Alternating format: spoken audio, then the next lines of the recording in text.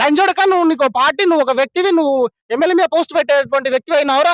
నా పేరు ఏంటిది అనుకుంటాను, విజేందర్ రెడ్డి. ఇప్పుడు చూడు నీ సంగతి ఏందో చెప్తాను, నేను ఏందో నీకు చూపెడతానేసి నన్ను ఒకటే భయభ్రాంతిలో గురి చేస్తున్నానా. నాకు ఇప్పటికీ ప్రాణహాని ఉందట, నాకు ప్రాణహాని ఉందన్న, నన్ను వీళ్ళు బతకనిచ్చే పరిస్థితిలో లేరన్నా. నేను ఇవాళ చావటానికి కూడా సిద్ధపడ్డా. వీళ్ళు ఆ పరిస్థితిలో నన్ను తీసుకోపోతున్నారన్నా. నాకు ఇప్పుడు ఇంకా ఏమంటున్నారంటే, అంబేద్కర్ విగ్రహం కాడ వాళ్ళు ఒక కుల సంఘం వాళ్ళు అక్కడ మీటింగ్ పెట్టుకుందాం పిలుపునిస్తానా, అక్కడ ఏమంటారు, సరే వాడు ఎట్లా పోతారో అని పోని, వాడు అక్కడ మీటింగ్ పెట్టుకున్నాక అక్కడ పోలీసులు రిటర్న్ కొట్టిల్లని చెప్పి మళ్ళీ కేసు పెడతా అనేసి మళ్ళీ ఎస్ఐ బెదిరిస్తున్నాడు.